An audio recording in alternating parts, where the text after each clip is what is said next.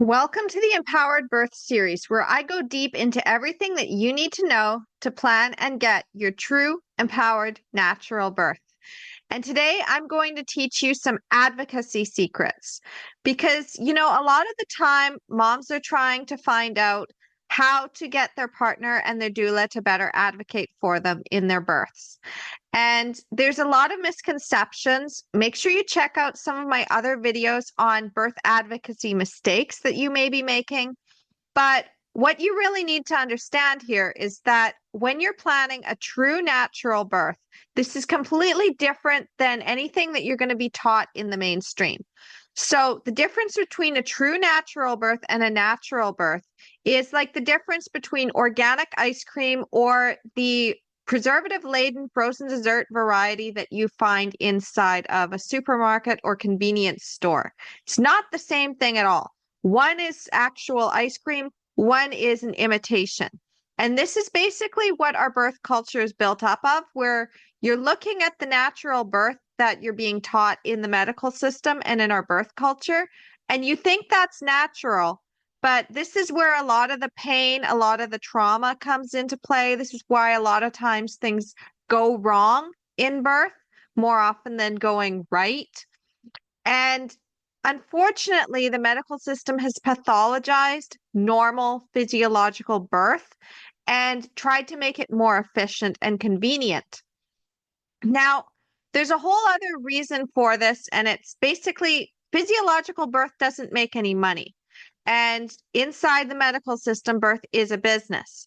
So, from a business standpoint, as my dear friend Don Thompson talks about, it doesn't make a lot of financial sense to support a true natural birth.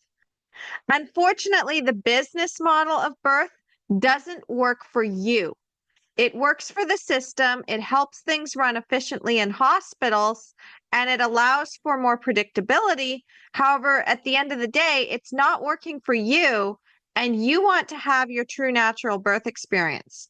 So, if you've been following this series, then you know that I'm going deep into the 26 things that you need to know if this is your first time planning a true natural birth. And even if you've had one or more true natural births before, this can also be a little bit of a refresher. If you are following these videos and you're finding value in them, please make sure that you like, share, and subscribe to this channel.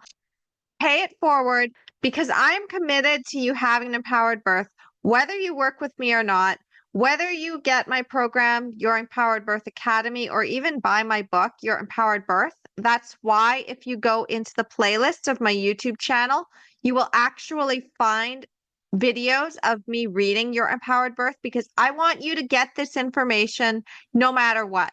And sometimes you just don't have time to read or you can't get a book. Maybe the money is tight. I mean, hey, sometimes things happen. Sometimes we can't get what we want right away.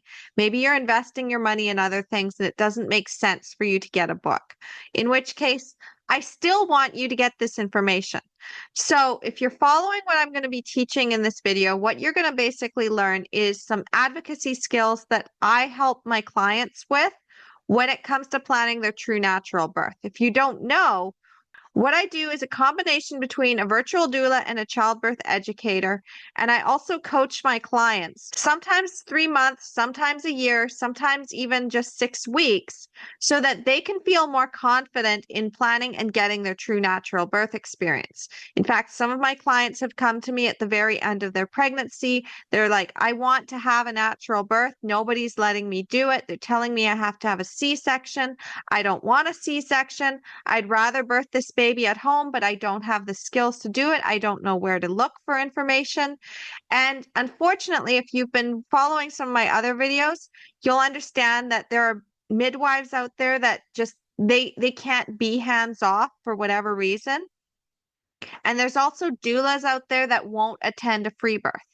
I'm one of the rare ones where because I'm virtual, I'm delivering virtual support, not physical support. So my role is actually not to do anything in the birth itself, but to hold space and train up the partner and train up mom before she even goes into labor so that they're like, oh, we've got this.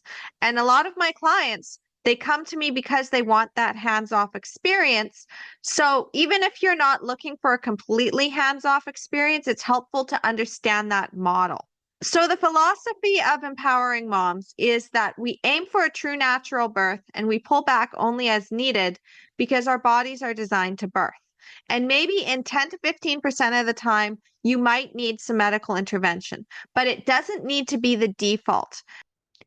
And unfortunately, if you bring in medical support, often what happens is they resort back to the default.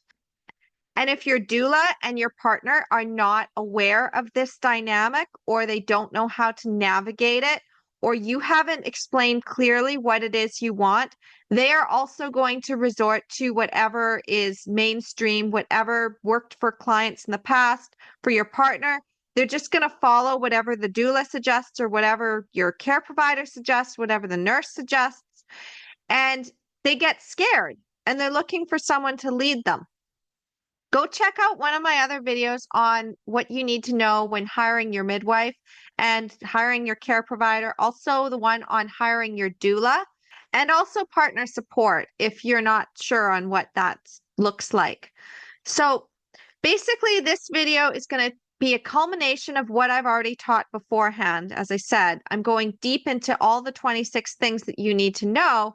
If you want the full list to know what videos are coming up or what I've already done in the past, or you just want a refresher, make sure you go to my website, empoweringmomsbirth.com/freebies, and get the 26 things that you need to know if this is your first time planning a true natural birth mini guide.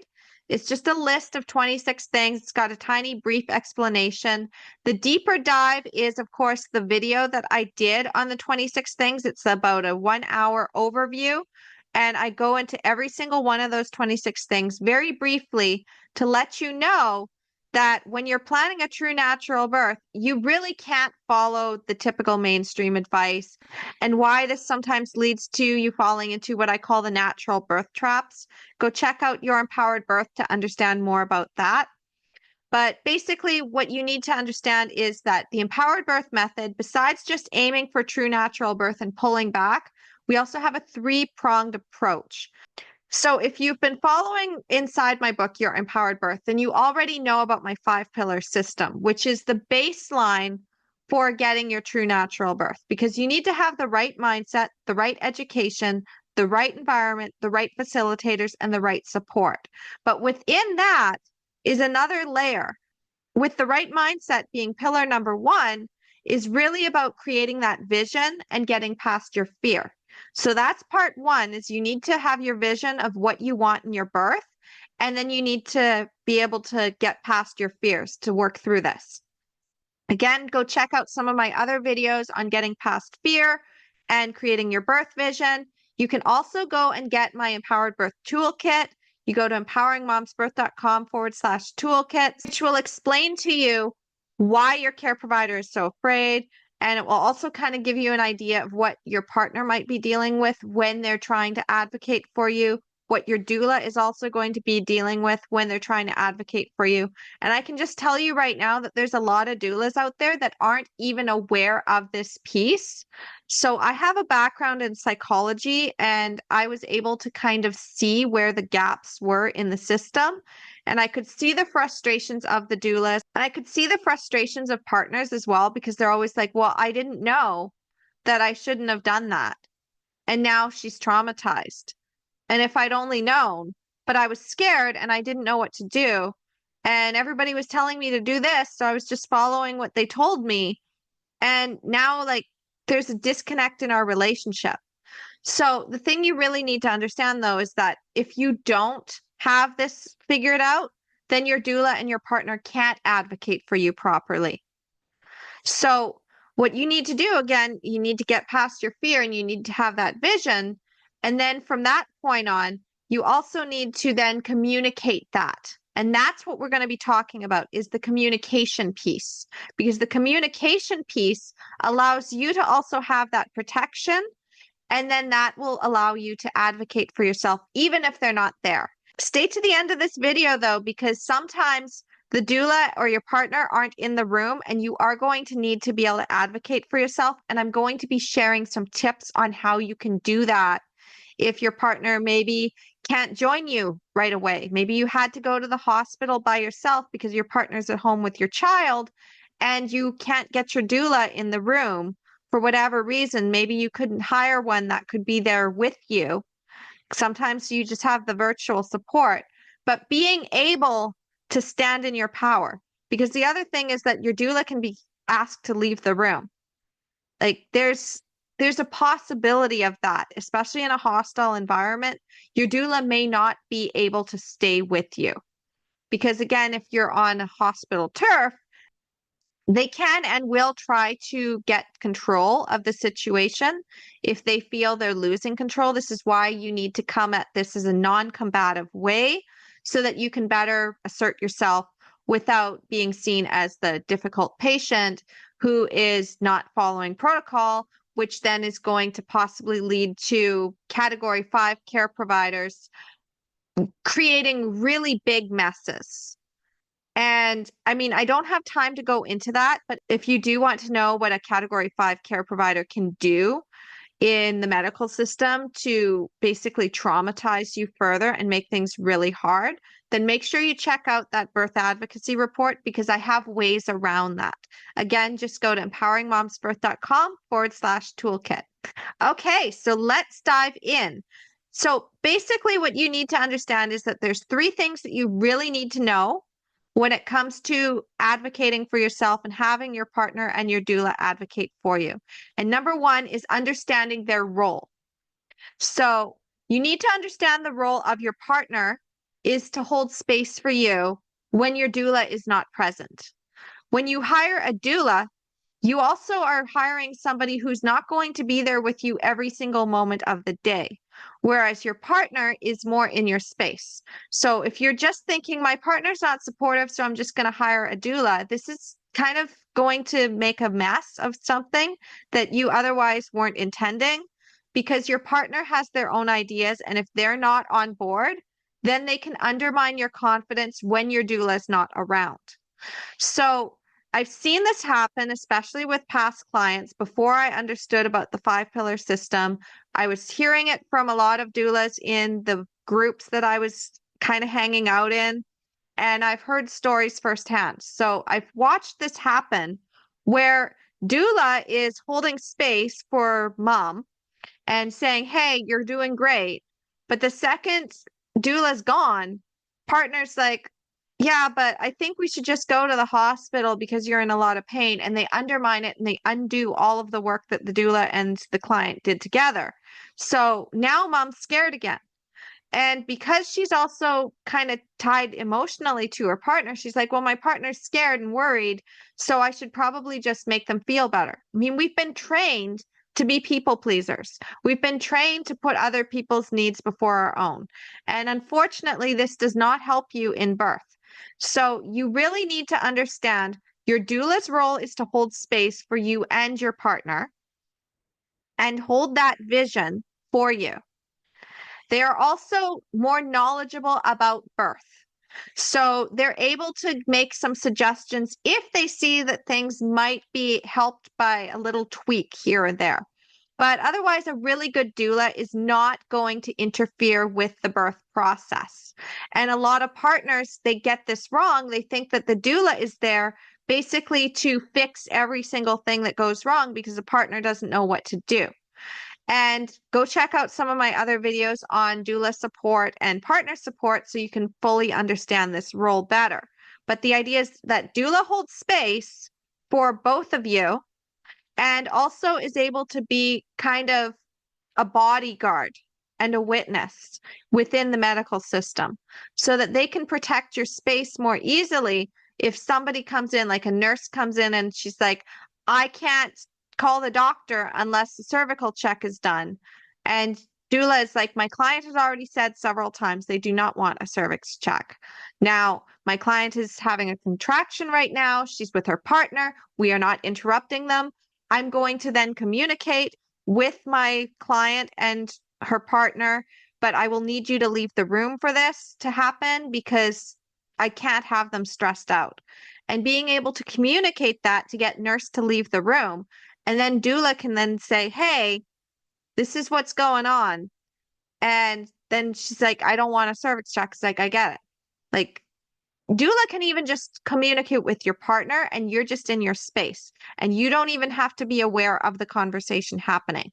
So the doula can have a conversation with the partner and say, hey, it seems like she's kind of struggling here. And then the partner can be like, yeah, I know, I can kind of tell.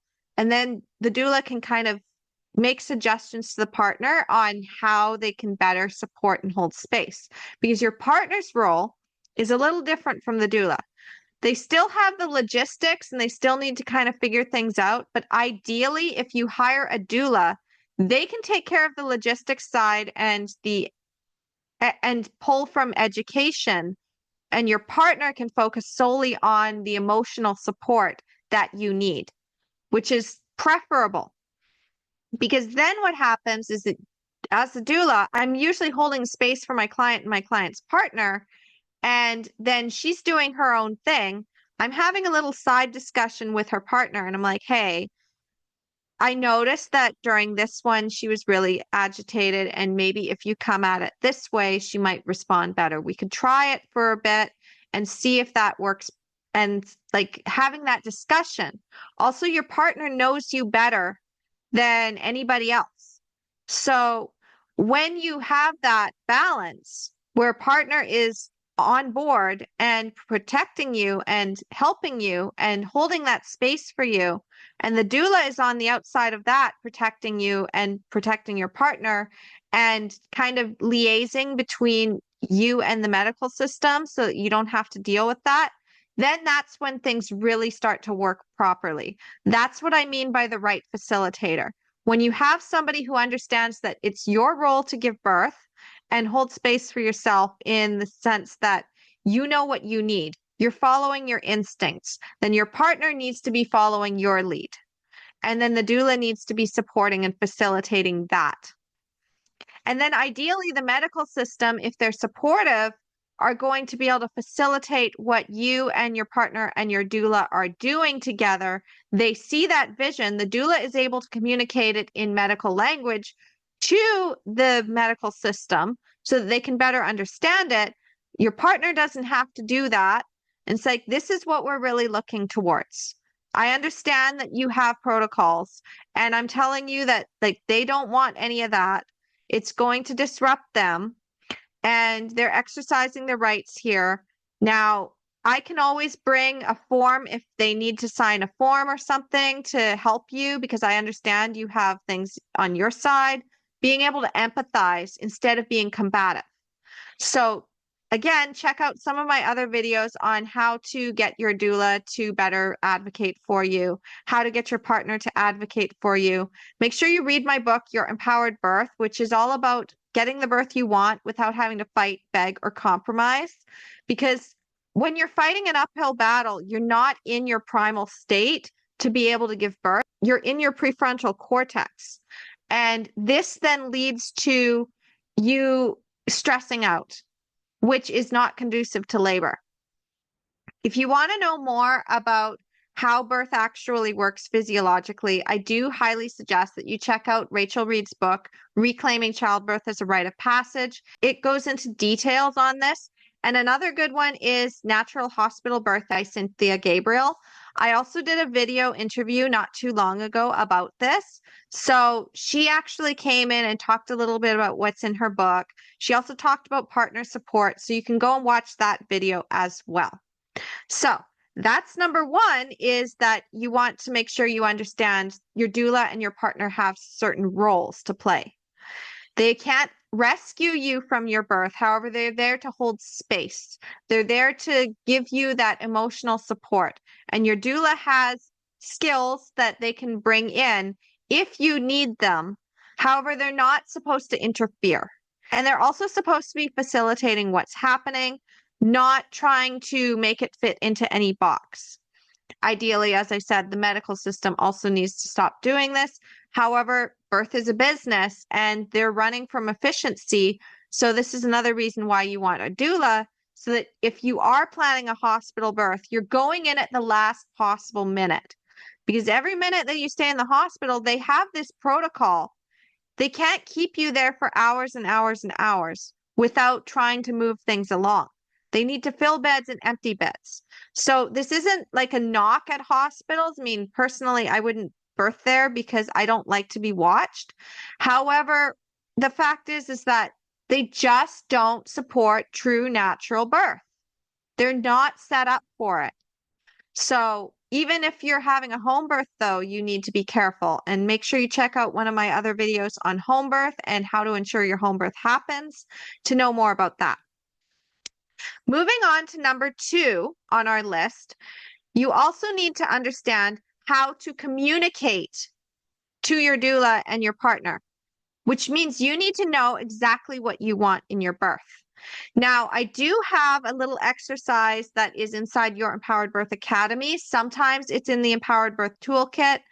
And I also have exercises inside my book, Your Empowered Birth. What this basically is you creating your birth vision and then also creating all of your backup plans, drawing your hard lines in the sand. Make sure you check out some of my other videos on how to do this. And if you really want to go deeper with this and you don't mind paying a little bit, and you happen to be a self-starter, then I do encourage you to check out my program, Your Empowered Birth Academy. So this is an ever-evolving program.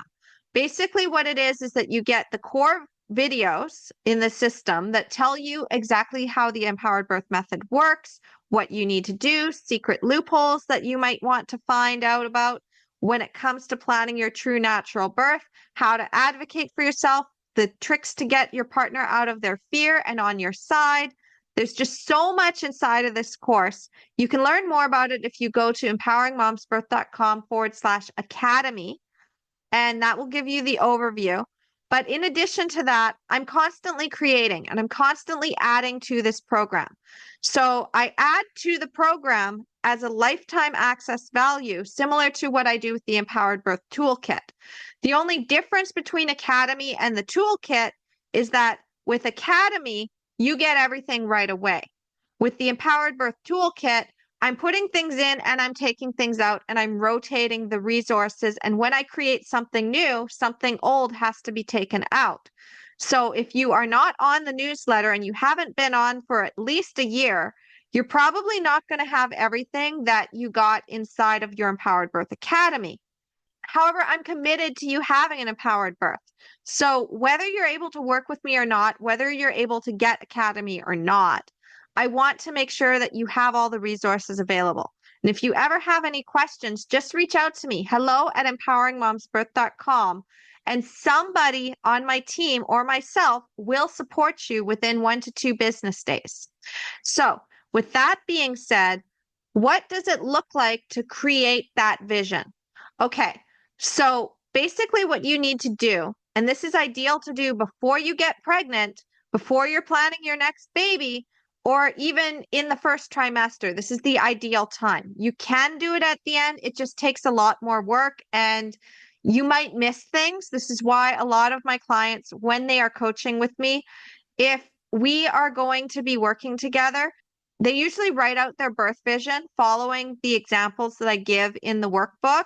And I just recently had created the workbook itself. It used to be that I just asked these questions, but to save time and to create a more efficient experience for them so we could really dive into those fears and those limitations or things that their partner has concerns about, or giving them a little bit more education, I created this resource so that they could basically be like, okay, this is what I want in my birth vision. This is the fears that have come up. This is how I want to advocate for myself. These are the phrases I don't want people to say to me. This is what helps me feel more comfortable.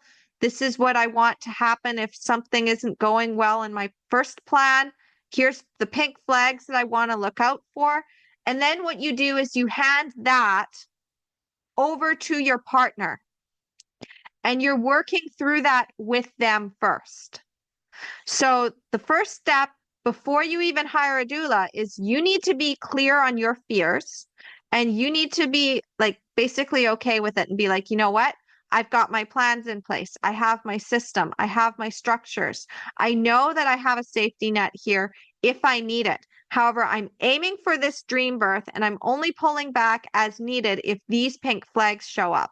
If these hard lines in the sand have to be crossed, then we have plan B and plan C and plan D and so forth and so on. So by communicating this ongoing to your partner throughout your pregnancy, this not only allows you to stay connected with them and stay on the same page, this also helps you see if they have any fears or things that are kind of holding them back so you can work through them. Because as Cynthia Gabriel said in the interview that I did with her and inside of her book, what you need to understand is that this is your birth. Yes, you and your partner are a team. However, your partner needs to follow your lead 100%. This is not about how they feel comfortable about you giving birth. They cannot be having their input at this point because you're the one who's got the hormones. You're the one who has to have the oxytocin going through you. You are the one who is doing this. They are holding space. And that can be really difficult when you're used to doing everything as a team. I get it. However, this is 100% your choice now. So when you're going through, if you do have the birth vision template, if you're going through it, I want you to be keeping that in mind, that this is your birth. You don't get to think about what other people would do. You don't need to ask the mom groups what's best or what they would do in that situation. They're not you. You don't think about what would my partner most be comfortable with. They're not you. You don't think about what would my care provider be most comfortable with. They're not you.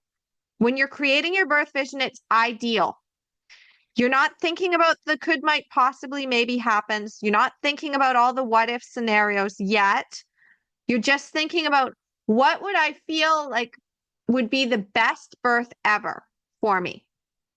And that is going to be completely custom crafted to you. If you want to know more about that, then go check out Natural Hospital Birth by Cynthia Gabriel.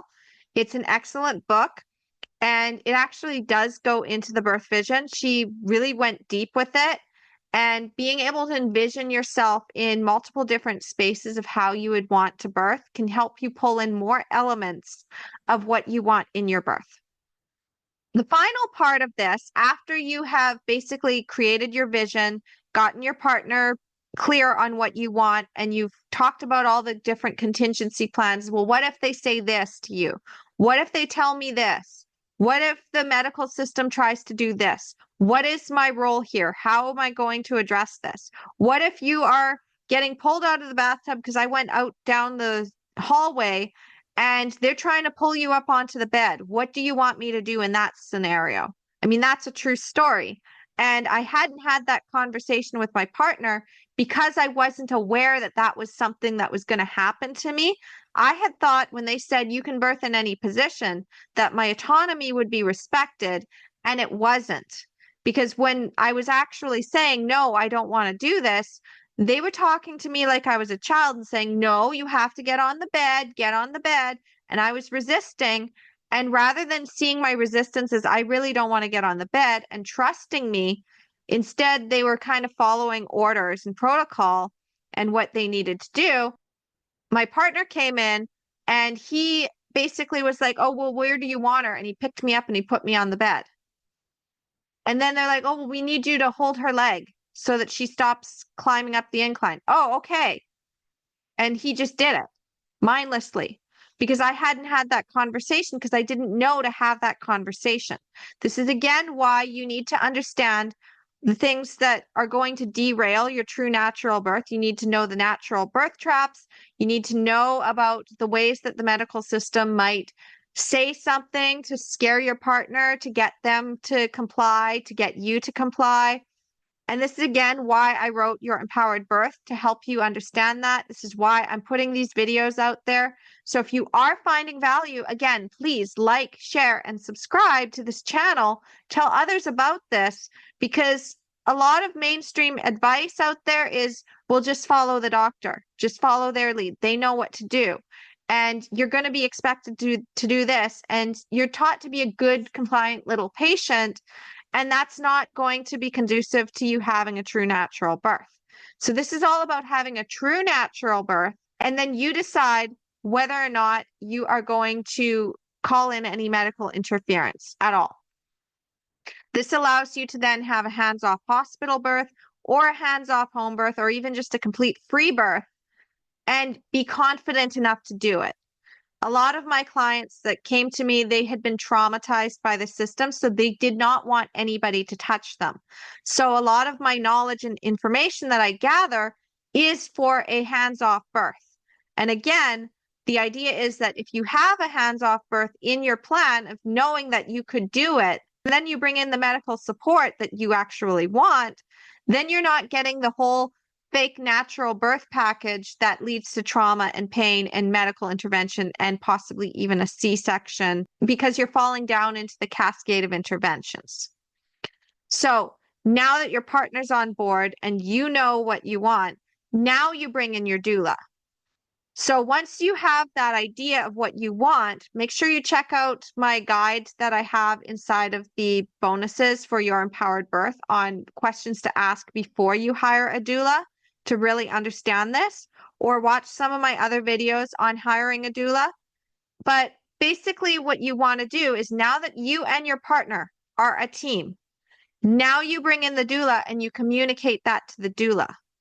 And then the doula, being that they have been supporting births and they understand the limitations of the medical system and they can understand maybe if you're going to the hospital or if you have a certain health authority and certain way that they practice with home births, with midwives, the restrictions that midwives have, your doula is going to most likely understand that a lot better.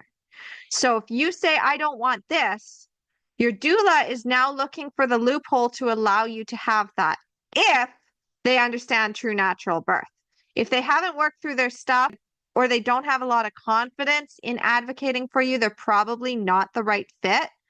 So I'm just going to say that is that you need to be looking at your doula as the person who's going to be pulling this off. Almost like with a wedding planner. You and your partner have gotten together, you have planned this wedding, you have your vision, but you know, your wedding planner has seen when the mother-in-law gets all high-strung and tries to take over the wedding. She's seen the sister-in-law or the sister that gets drunk and sleeps with the groomsman, or like all the kinds of chaotic things that can happen. I mean, I'm coming up with all of the most chaotic things that you could think of that could go wrong at a wedding, or maybe the caterer is late, but the wedding planner basically plans for that. Your doula is like your birth planner. So you've got your vision of what you want. Your partner is on board. Your doula is the one who's going to be like, okay, and I can see this possibly happening. This could happen. This could happen. This could happen. And then they plan the contingencies around that. So again, if you want some support with this, then I do encourage you to check out your Empowered Birth Academy because this is the self-study version of my coaching. I don't work with everyone. I am constantly working on other projects. I'm taking care of my kids. I have other things that I'm doing. And I usually only take 1 to 2 clients on per year. Sometimes it's every 2 years at the highest level. It is a high investment to work with me as well. So it's not accessible to everyone. The transformation is well worth it. I mean, a lot of my clients have even said, like, we didn't pay you enough for what you gave us. I'm like, I get that. And I also wanted to work with you. So I wasn't going to make you pay more than you could afford. But the fact is that if you are working with me at the higher level, like that takes a lot of time.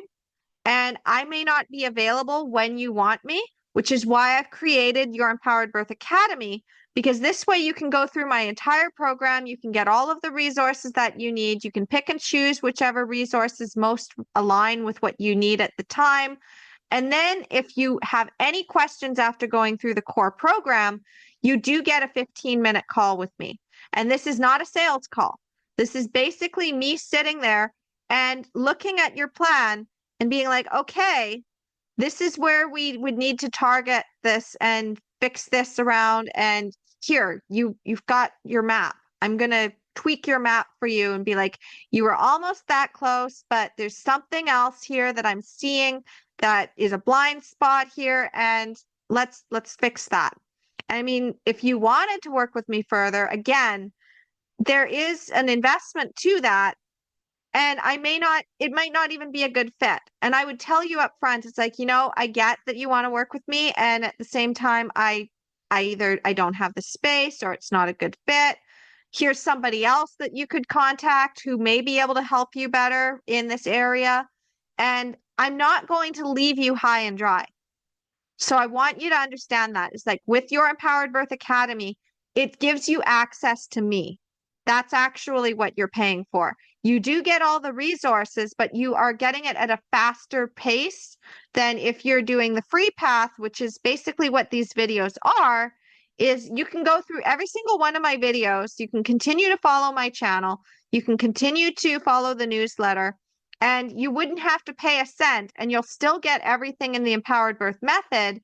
It's just going to take a lot longer. So that's one of the options though. So I'm just going to say again that when you have that birth vision, if you do want help with that, there is an option to just reach out to me, hello@empoweringmomsbirth.com. If it's not inside the Empowered Birth Toolkit, I'll let you know. And, I really do reward action takers. So if you did reach out to me at hello@empoweringmomsbirth.com, either myself or one of my team members would give you that birth vision template. And you wouldn't have to pay a cent. And the reason I do that again is because I'm committed to you having an empowered birth. I mean, it's a PDF thing that I created in Canva. It's editable. You can write in what you need in there and it's printable as well. You can then have a copy that you can create and give to your doula and to your partner. Like you can just make a copy of it. So I want you to have that. I'm not holding it behind a paywall. So I just want to let you know, if you do need help with that birth vision, it's there. All you have to do is reach out. I don't have it on any opt-in page or anything. It goes into the toolkit or it comes out of the toolkit, and it is inside your Empowered Birth Academy. And if you were enrolling in my high-level coaching, that would be automatically given to you. Because when my clients enroll, they do get Academy. They get everything. They get my resource library. They get everything, and they get access to me. Okay, so now that you know how important a birth vision is and how important it is to be able to communicate that to your partner ongoing and to your doula and have that be an ongoing conversation, this is now leading into number 3 on our list of things that you need to do to be able to advocate for yourself and have your partner and your doula advocate for you. And that is practice. So one of the things I do with my clients or when I'm running group classes is we practice the skills of advocacy. And it helps to have that sounding board. So for example, with my client, Rebecca, who you can read about inside Your Empowered Birth, what I did for her was that she said, I'm concerned about advocating for myself at this next appointment to decline this test that I don't want. And so I took on the role of playing her OB. And then she practiced some of the scripts that we had kind of figured out ahead of time what she wanted. But first, she had to figure out exactly what she wanted, and she needed to work through her fears. So by having that birth vision template already figured out, knowing what your fears are, knowing what your possible triggers are, how people have been able to undermine you in the past, things that people might say to you, things that your care provider has already done in the past, if you kind of know what they typically say, that kind of shakes your confidence. Then what you do is you practice so that you're able to communicate that and be like, hey, I get it. You're concerned about this, and I'm really standing for this. And how can you support me in that? So you practice these skills over and over. You're like, okay, well, what if they say this? What if they try to scare me with this? What if they try to pull the same stunt that they pulled with the last baby or the last 2 babies? And knowing how people have been in the past can help you to recognize, okay, I could actually change this. And even if I don't change this, if I don't change their mind, I now know how they're going to respond, and I'm okay with it. They can be mad all they want. I'm not going to give in. These skills are also really good, by the way, when breaking cycles within your family. If you have a toxic family dynamic, like you know that one person that constantly tries to push your buttons, but suddenly that button doesn't work anymore. Well, this is the same skills that I teach inside Your Empowered Birth Academy and what I teach to my clients, because there are certain buttons that the medical system will push over and over and over again to gain compliance. And there's category 5 care providers that really like to press those buttons. And sometimes those buttons can be painful buttons to push on somebody.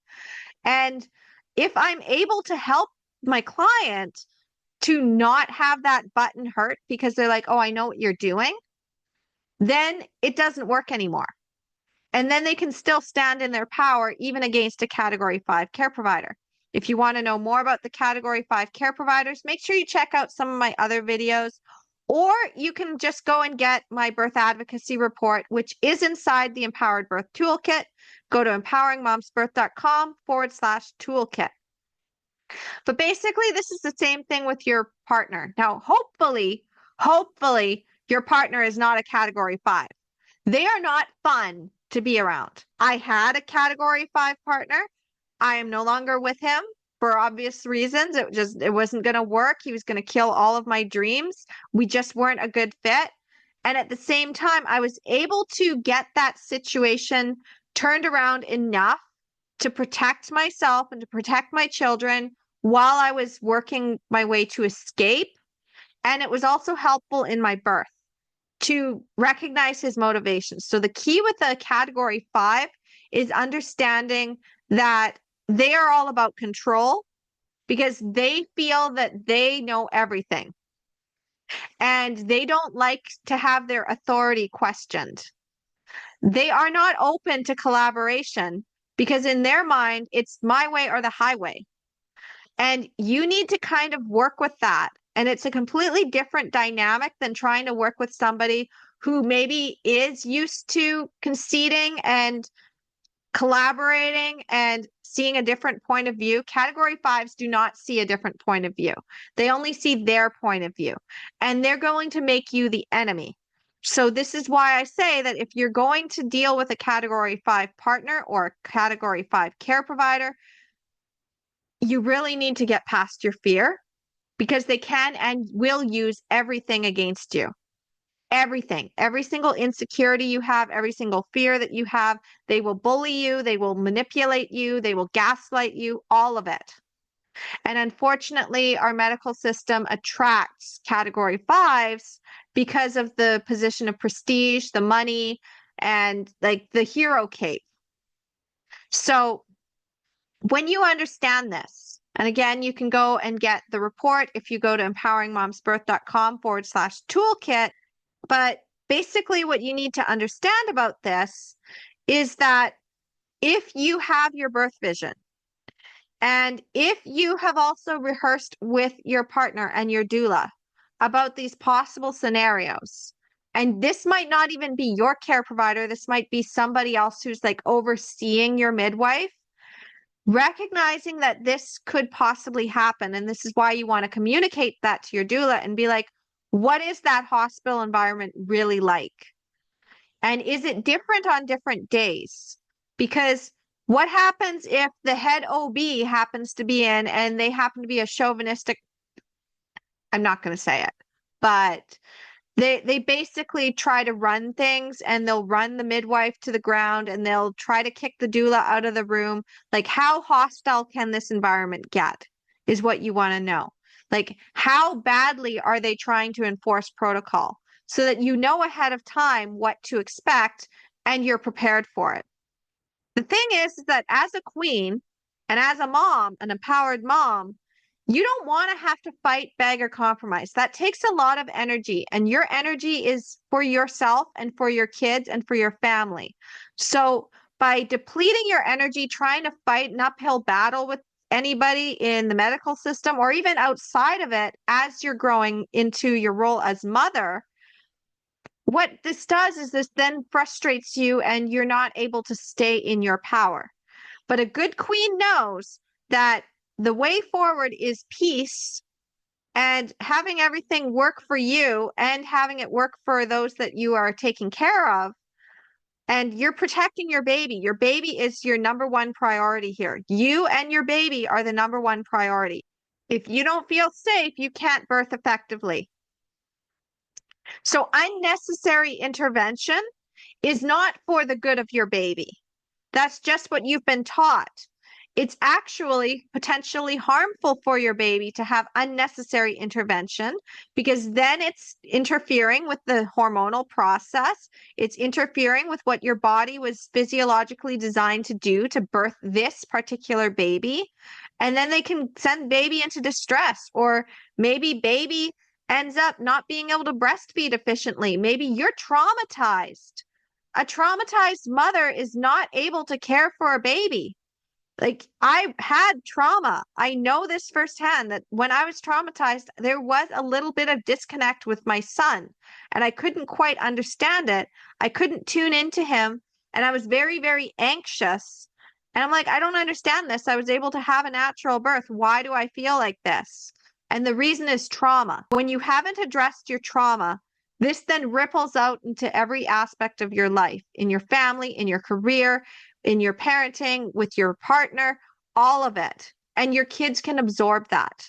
And then they actually perpetuate that same trauma as they grow up, because they can't really understand why mommy is so sad, or why mommy is so anxious, or why mommy is so triggered, or why mommy can't bond with them properly, because they're just little. They don't have that thinking brain yet. They don't have a developed prefrontal cortex yet.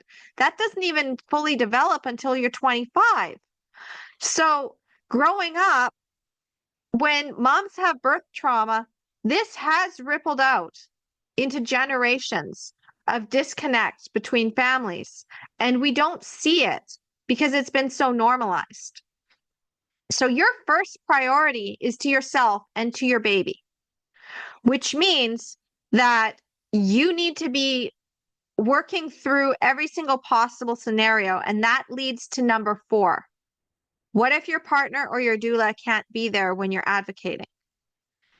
Well, again, any good queen knows that, like, you don't want to have a battle. You want to have other people fight for you if need be, so that you can stay safe and shore up the resources in the castle. But if you are like face to face with the enemy, there's going to come a point where you've got to put your armor on and you have to fight. So part of the skill of fighting for what you want, again, you have to get past those fears, so that until your partner and your doula can get back into the room to support you and be like your knight in shining armor protector, your bodyguard, like, the queen has to be able to stand in her power against the enemy and not give in, not allow them to turn her into a victim. And then all of a sudden reinforcements arrive. So when you're thinking about your birth, you really need to recognize that you are the warrior. You are a birth warrior. You don't have to fight if you have everybody protecting you. But if you do find yourself alone, I don't want you to have everything fall apart. I want you to be able to recognize what the medical system is doing. Because even my clients, if they had to go into the hostile medical environment, and even if they did end up getting pushed into a C-section, they were able to see it happening.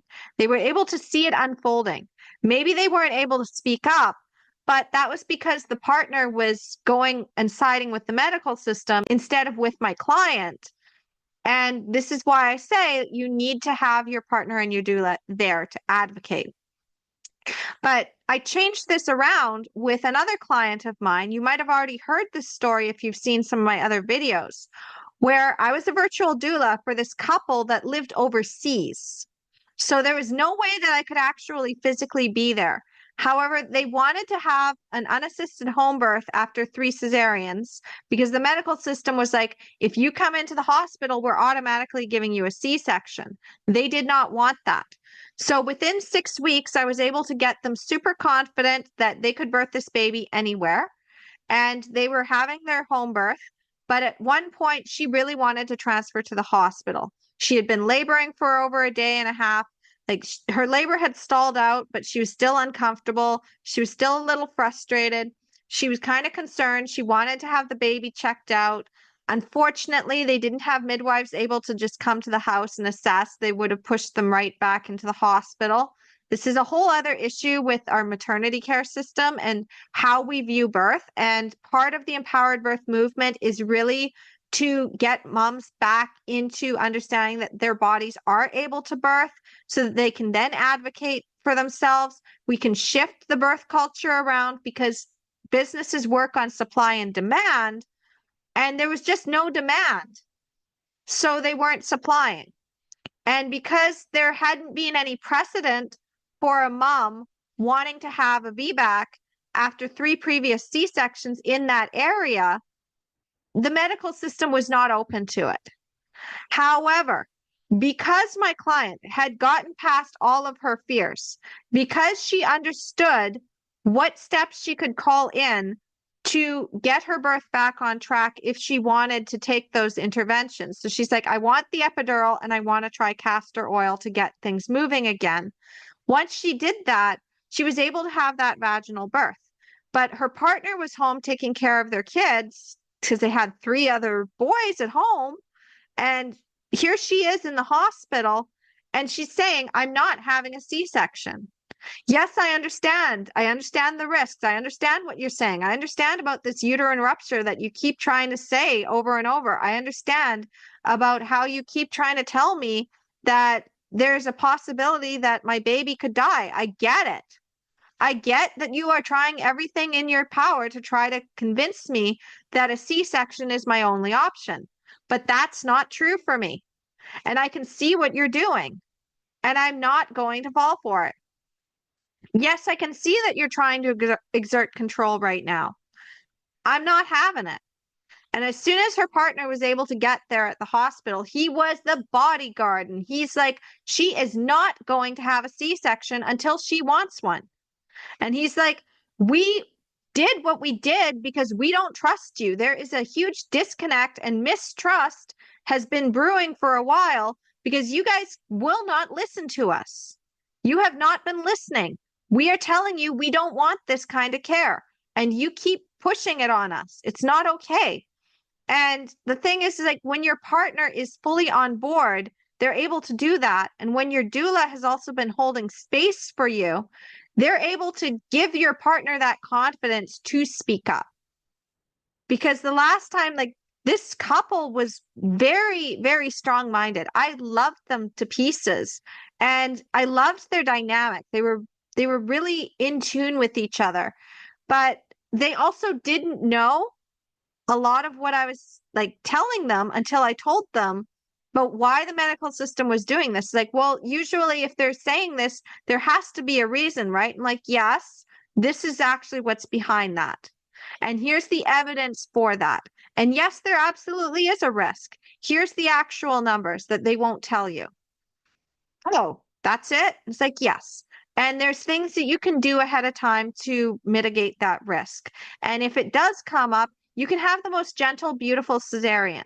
Like we don't have to be like, you know what, everything is out the window now and we're just going to have a traumatic birth. We're still going to have an empowered birth no matter what. And if you decide that you want to have a repeat cesarean, then we can talk about that too. But going in and being like, I'm powerless is not going to serve you. So even if your partner and your doula are not there, you can energetically bring them to you. You can think, my partner may not be physically here. However, in this moment, as I'm standing up against the medical system, they're clapping for me. My doula may not be physically here, but as I'm standing against the medical system and protecting my baby, they are clapping for me. My future self is clapping for me. My baby is like, thank you, mommy. You're protecting me. You're awesome. And I'm going to do this for them. And then it doesn't matter what's happening on the outside because you have your power. It's inside you. So that's what I really wanted to say is like number 4 is you can do this even if you don't have a supportive partner, and even if you don't have a supportive doula, you can kind of bring that energy in. It's like, what would my most supportive partner say in this moment if they actually knew what to say? You can create that. And when you do that, nobody can take your power away from you again. And by having the empowered birth experience, I've seen transformations in my clients where before they might have been a little afraid to go for what they really wanted in their lives. And then after they had these empowered births, they're like, well, I just did the hardest thing ever by standing up to the medical system and proving that I could have a natural birth, even when they said I couldn't. So, yeah, taking on this business is easy. Yeah, quitting my job is easier. Yeah, deciding that my partner needs to step up is easier. Yeah, leaving this person is easier. Like that was for me. It was like, you know what? I can create my own business because I did the hard thing of having my daughter at home, and I can leave my partner because I did the hard thing of basically birthing my baby on my own because he was out in the driveway waiting for the midwife. He wasn't even there. So understanding that you can do this. You could do this even if you were completely by yourself. You could do this even if somebody else is trying to push you in a direction you don't want to go.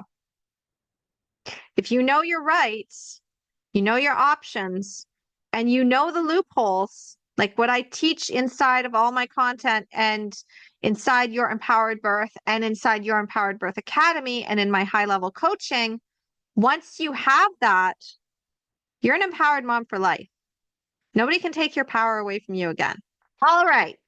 So we unpacked a whole lot, and I know these videos are long, and the reason is because you can't get everything you need to know in a 10-second clip or even a 10-minute video. And I am committed to you having an empowered birth, whether you work with me or not, which means that these videos do need to be a deeper dive so that you can really understand it. Because I don't want you to have just one or two pieces and then have everything fall apart. If you're going to do the do-it-yourself route, make sure that you are liking, following, and subscribing to this channel. Make sure you are going in and watching these videos. Take notes if you need to. Bring your partner in if you need them to also watch them. But please, please do not just watch one or two videos and then be like, okay, that was nice. I think I've got everything I need. Nuh-uh. It's not going to work. If you want to do that, if you prefer to do things the faster route, then I highly encourage you to get Your Empowered Birth Academy, because that is going to allow you to get the overall structure and it's put in order. These videos are not put in any specific order, aside from being in the list. And the list is not in any particular order. It's just like, this is the list, and I'm going through them one at a time. And it can take a while before you get all of the pieces. So if you are still trying to get through all of these videos and you do need some extra support and you need to find a specific resource, please reach out to me and my team at hello@empoweringmomsbirth.com. We are there to support you. We will get back to you within 1 to 2 business days. You can also put it inside the chat if it's not urgent. However, you're not likely to get a response right away, as opposed to if you go and email, because email is the fastest way to get a hold of me and my team. If you put it in the chat, it might take a week or so. When we start uploading more videos and scheduling them so that you can have the content, that's when I go and I check all the comments. I do read them though. So if you do have a comment or you'd like to just give some feedback or you want to share your empowered birth story, I do highly encourage that. I love hearing from my viewers. So if you do have a story where maybe this actually worked for you and you want to just say, hey, this actually works, I was really blown away by this, I appreciate that. I absolutely do. And my empowered birth community appreciates it as well. But for the recap, what you really need to know for advocacy is as follows. Number 1, know the roles of your partner and your doula and make sure that they're following those roles. Make sure you check out some of my other videos on how to get your partner on board and how to get your doula to advocate for you properly so that you know how to do that. Make sure you're also reading Your Empowered Birth, or go and watch the playlist with the videos where I'm basically reading the book to you. However you want to get that, it's okay. I just want you to have that baseline. The next thing, of course, is create your birth vision. Remember, if you are creating your birth vision and communicating that to your partner and to your doula, then you'll also want to make sure that you are addressing any of their fears and concerns that are coming up, so that you can kind of look at that and be like, okay, I'm still standing for this. I can see where your fears are, and let's work through them so that you can stand for my vision too. Because they actually can't be pulling you back into their comfort zone. They need to be letting you lead.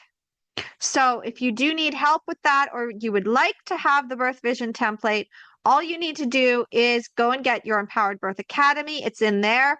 Or if you just want that one template, you can just reach out to our team. I reward action takers. So if you are taking action and asking for that template, then I know that you're serious enough, and I will give it to you.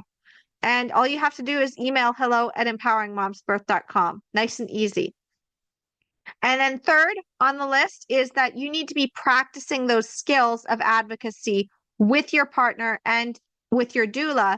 So first with your partner, you're saying, okay, these are all the phrases that we want. And then you give your doula the overview and be like, this is what I discussed with my partner. This is how we want to move forward. Do you see anything that we have overlooked in that? Is there something within the health authority that you kind of want to bring awareness to, so that we know? And then we can kind of go back and regroup, because you and your partner are actually the team, and your doula is holding space. So remember that first, you need to know their role. Second, you need to also have communicated your plan, your vision, work through all the fears. And third, you need to be practicing those skills of advocacy. And of course, number 4, if you've been practicing those skills of advocacy and you know exactly what you want, and you know all of the different things that could come up, all the buttons that the medical system might push on you to try to get your compliance, because you've hired a doula and they know that system better than you would be walking into it, then you're able to stand in your power no matter what. Even if you were alone, even if your partner couldn't join you, even if your doula wasn't there, even if your doula wasn't able to advocate for you, you would still be able to do it. You can still have an empowered birth. So if you found this helpful, please like, share, subscribe to this channel, put some feedback in the comments if you would like to give it. And if you have any questions, you just reach out to me, hello@empoweringmomsbirth.com. Either myself or someone on my team will be there to help you within 1 to 2 business days. If you are looking for just the free path, the do-it-yourself path, then make sure you get the Empowered Birth Toolkit, because this is where all the resources go in and they get taken out. And if you are looking for the deeper dive, of course, there's your Empowered Birth Academy. So thank you so much for watching. Happy Empowered Birth journey, and I will talk to you soon. Bye now.